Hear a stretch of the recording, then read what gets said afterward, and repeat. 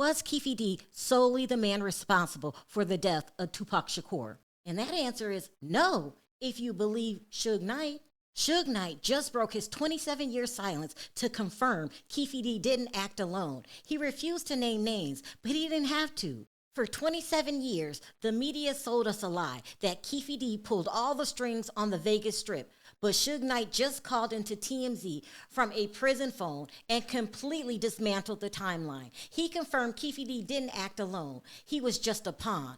What if the biggest secret in hip-hop history wasn't a secret at all? It was just heavily guarded. Again, Suge is smart enough not to mention names, but he kept mentioning the underworld. Now let's think about it, people. Who would match the description of the word underworld?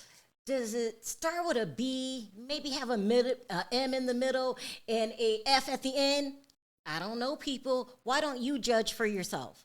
So the trial for the murder of Tupac Shakur is underway, and there is something very interesting going on here because Keefe D, who is on trial not for shooting and killing Tupac Shakur, but for orchestrating it. Right, for being the mastermind who, according to police, actually bought the gun, put the gun in the hands of the man who did pull the trigger that night in Vegas 30 years ago. Now, as you mentioned, Tupac was in the car, but in the passenger seat.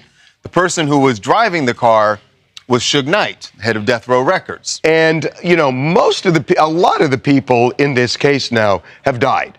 And including the man who allegedly pulled the trigger. That's right. But the one person who knows a lot is Suge Knight. Is Suge. And Suge, up to this point, has said, I ain't talking. I'm not talking. I am not talking. But Suge at least is talking to us because he is on the phone with us right now. And I'm imagining he is going to be watching what happens in this trial very closely. And he is joining us now. Suge Knight, welcome back to TMZ Live. What's up with y'all, man? So listen, and number one, we really appreciate you calling. We should let people know that you are incarcerated now, so you may hear a prison voice kind of monitoring. From time to time. But look, what do you make of Harvey, I think everybody know I'm in the penitentiary. There's a reason the graphic that we're putting up shows you in his prison. It's a fair point, Suge. But just in case, Suge, we just want everyone to know. It's a fair point. Y'all always show pictures of me in prison. Wow. Okay, that's a fair point. That's a fair point. Orange is not your color necessarily. I got it.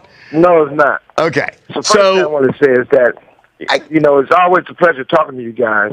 But the thing is that Tupac has so much influence. And I'm always happy to have so many people who love him. My son, Legend, him and his friends, that's their favorite rapper. And my son, Legend, now, he's a basketball player, but he want to be an artist and rapper because of Tupac. This call and your telephone number will be monitored and recorded. So when I spoke with his mother, by the way, is one of the greatest mothers around. Tori does a great job with my son. She says that's all he want to do is be a rapper. And my granddaughter, sister, even says she loves him. So that says a lot. That makes me happy, Yeah, no doubt Tupac's influence is immense. So knowing that and knowing that your son idolizes him, I would think that you're very interested in what happens in this trial. Well, I'm interested in that it should really be a teaching moment. We've been through so much over the years, right? And not just, for his hip-hop, for a black man, we go through a lot. And society goes through a lot, in society, period. And we can't learn from it and learn something about it and teach something, we're wasting our time. So I definitely always down for trying to make everybody get a better view of life to help. So, the interesting thing about this case is that, what the prosecution is saying is that the best witness for them is Keefe D, because he essentially confessed that he wrote a book. He's talked about this on podcasts. He's now kind of moonwalking back here and saying, well, I had a ghostwriter in the book. What do you make of that? He's full of I look at it like this. It's not about picking on Keefe D, but at the same time, most of his situations, I know he did it to himself. I knew his lawyer. His lawyer was a friend of mine, and I knew about him having immunity and doing that deal a long time ago. But the crazy thing about it, for 30 years or so or more, it cost me my freedom. It cost me money. It cost me business deals. I paid a lot for the fact that from day one, even though I got a bullet an inch into my skull, they always says I'm the one who had Tupac killed, which is far from the truth. Every person who participated in that, they never brung up. But I believe in giving everybody the opportunity. I have a book coming out called Your Pain is My Joy. It was coming out this month. When I found out that he wasn't been going to trial, I said, well, I'm not going to put the book out. I'll put it out in September because it'll be too much, for them to deal with. He deserves a fair shake. But I think what he should do, he already told everything. He already told on himself. He should deal with a situation where make it best for everybody. Put it in a situation where there's a lot of people who participated and a lot of people who they don't talk about. And I'm not here to say they should get punished because I don't believe in that. I don't believe in the revenge. I believe that my kindness comes from God. My strength comes from God. So I'm not on that page of saying they need to get punished, but it's sort of sad that every person has all dropped everything on Keefe D. When you look at it, he got immunity, so they can never charge him again. But then he was in bed and dealing with a guy that knew if you do a book, he was on one podcast 7 times, another podcast 5 times, and he did a book. So, that destroyed his immunity. Suge, I know you've told us over the years that you're not snitching, you're not naming any names, but it does sound like you were saying there were other people involved. You said beyond Keefe D. Many others. And even though Keefe D is the guy standing trial, that there are many others involved? Yeah, I mean, I'm not going to say these guys' names, but everybody, one thing you got to realize, even in my book, that's why I pushed it back. It tells the details of certain things, but it's still no names involved. If that's all you got to look around and see the people, even people who got the fake death row, they've been talking and talking and talking and talking. All of a sudden, they get close to this situation with Keefe D, everybody's quiet. One thing I also want to say is that there was a girl I knew back in the day named SKG. She was black, Asian, about 5'6", 115 pounds. Now somebody else saying they SKG. And they deal with a person that deals with Keefe D. They deal with a person who hated Tupac. All these people were saying the most horrible things about Tupac that you possibly can say about a man.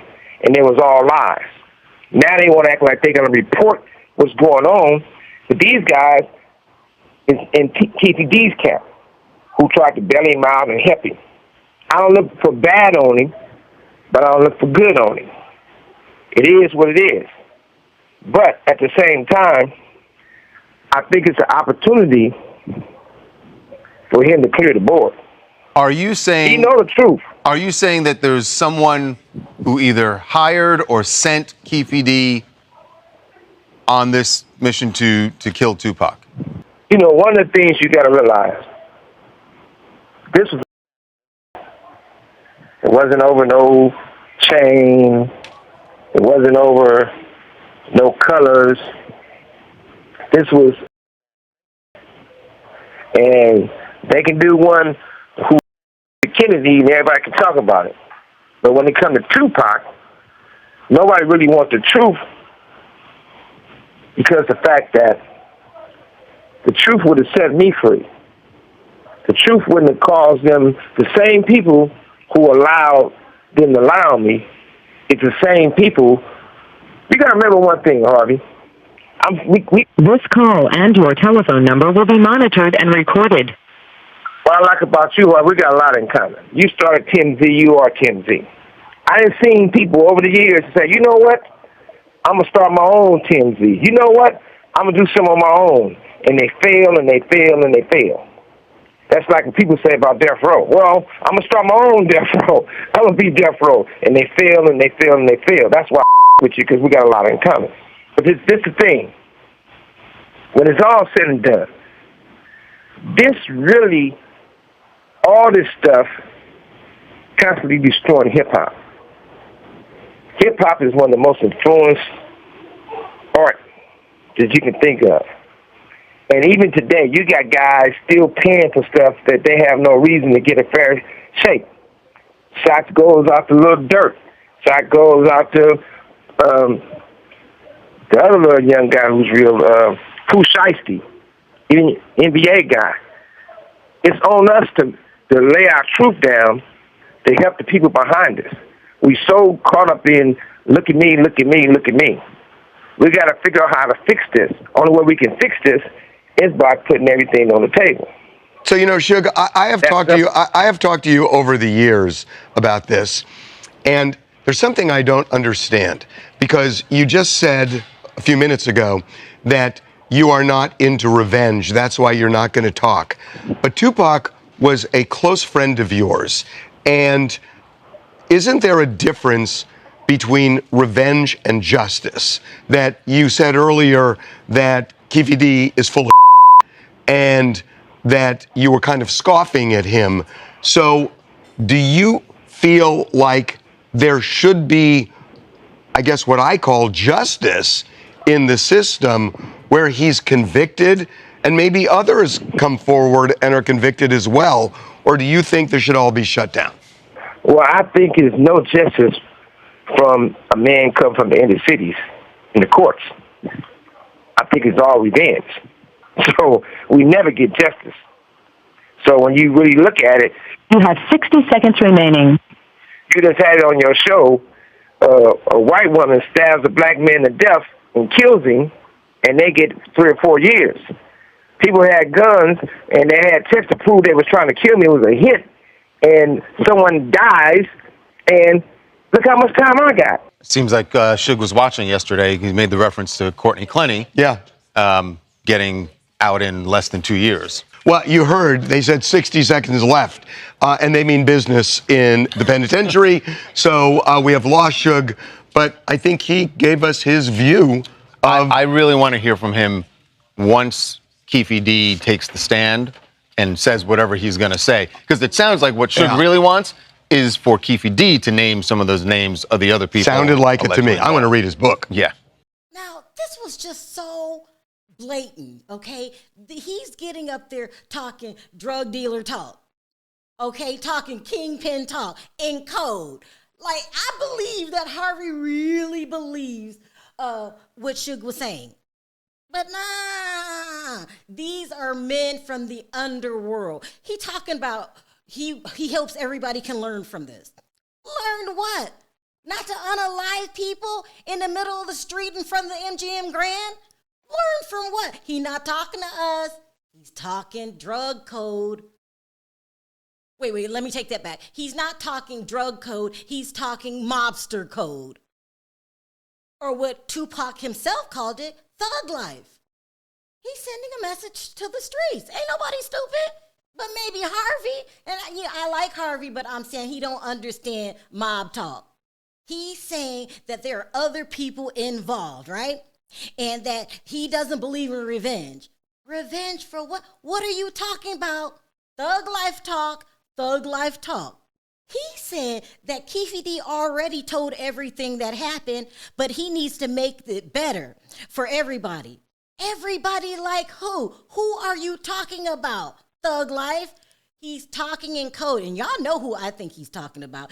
And if you still don't believe anything that this whole message was in code and Sherelle's just over-exaggerating, let's talk about the name of his book.